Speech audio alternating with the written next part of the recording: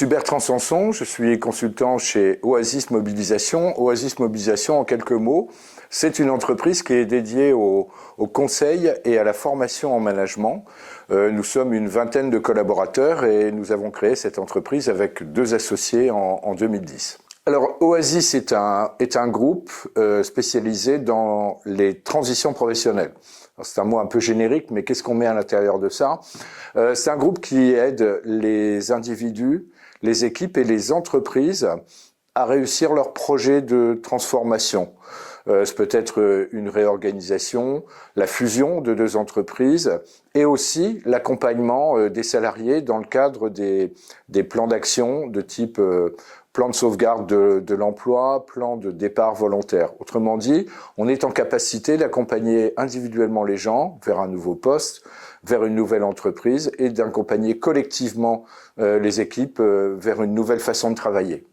C'est un groupe qui représente aujourd'hui un peu plus de 400 collaborateurs.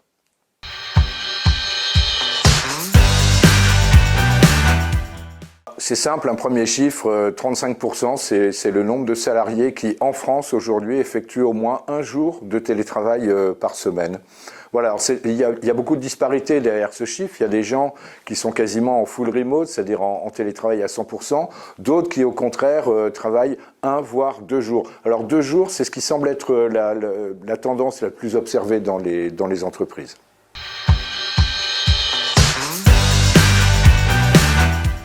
C'est une question assez difficile à régler parce que les gens ont pris l'habitude de télétravail et depuis la période Covid, les entreprises les encourageaient à le faire. Alors leur dire aujourd'hui revenez au boulot, c'est pas évident pour beaucoup d'entre elles. En gros, ce qu'on peut dire, c'est que il y a des entreprises qui sont facilement éligibles au télétravail. Des activités comme les technologies, par exemple, se réalisent assez facilement à distance. Mais il y a aussi certains inconvénients dont on reparlera un petit peu plus tard. D'un autre côté, on est aujourd'hui sur un équilibre à peu près de 2 jours de télétravail, mais les entreprises ne veulent pas perdre tous les bénéfices du travail en présentiel. Et pour ce faire, elles mobilisent un certain nombre de moyens, de ressources pour donner envie aux gens de retourner plus souvent au bureau. J'en doute beaucoup en ce qui concerne la France parce que notamment le télétravail est devenu un argument pour recruter les gens. Si vous regardez sur certains moteurs de recherche, vous apercevrez que la possibilité de télétravailler, ça fait partie des cases qu'on coche pour sélectionner les entreprises avec lesquelles on a envie de faire un contrat. Donc je doute qu'on revienne au travail présentiel à 100%. Non seulement j'en doute, mais je pense que ça ne se réalisera pas.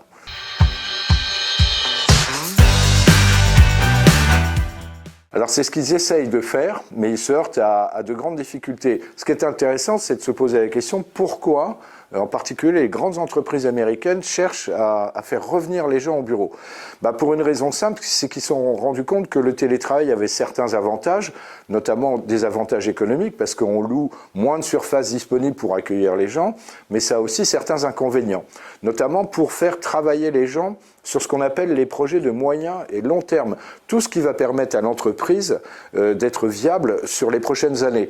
C'est relativement simple de le réaliser en présentiel. C'est beaucoup plus compliqué de faire travailler les gens quand ils sont à distance et quand ils ont perdu l'habitude de se rencontrer, de se reconnaître, de se parler.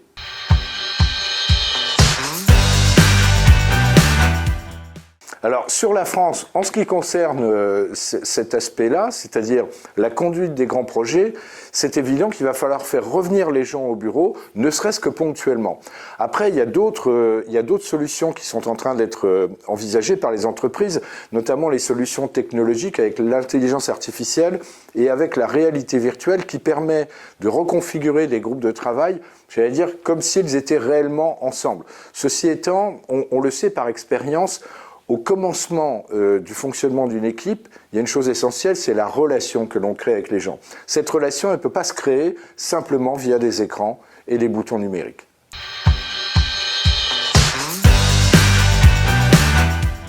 Je pense que raisonnablement, si on était sur 2 jours de télétravail et 3 jours de présentiel, on arriverait à trouver l'équilibre qui convient à la fois aux employeurs et aux salariés. Il ne faut pas oublier non plus que le télétravail présente un certain nombre d'avantages, notamment en termes de productivité.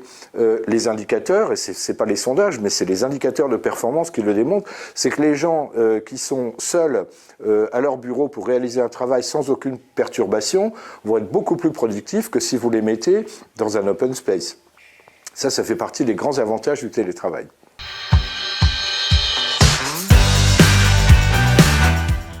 Alors, ça a créé une fracture, et cette fracture, elle va perdurer. Pourquoi? Parce que ça crée de fait une certaine inégalité entre les gens dont le métier est faisable à distance et ceux qui doivent continuer tous les matins à se lever de bonne heure, à prendre le RER ou le métro ou un bus pour aller travailler dans leur entreprise. Ça, c'est une première inégalité. Mais j'en vois une seconde. Par rapport aux gens qui télétravaillent, il y a ceux qui disposent de conditions de télétravail qui sont très satisfaisantes, plutôt agréables, qui ont même la possibilité, pour ceux qui ont un peu d'argent, de travailler dans une résidence secondaire ou à la campagne.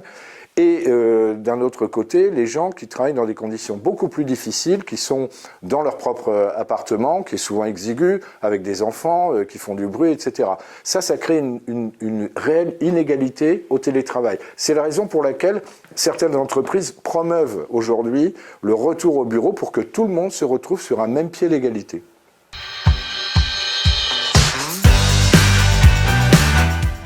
Je pense à un premier défi, mais il concerne les managers. C'est le défi de constituer une équipe qui fonctionne avec des vitesses différentes. Ceux qui préfèrent venir régulièrement travailler au bureau parce qu'ils s'y sentent bien, parce qu'ils ont le sentiment d'appartenir à un collectif, et ceux qui préfèrent rester chez eux le plus longtemps, le plus souvent possible. Ça, pour le manager, c'est un vrai défi parce que lui, son rôle, c'est de créer un collectif qui va accomplir une performance. Alors, c'est difficile d'accomplir une performance avec des gens qui sont là et des gens qui ne sont pas là, si on dit les choses de façon très simplement. Le défi du manager, ça va être de trouver les ressources pour donner envie aux gens qui sont plus souvent éloignés de l'entreprise d'y revenir et de rencontrer leurs collègues, de former ce fameux collectif.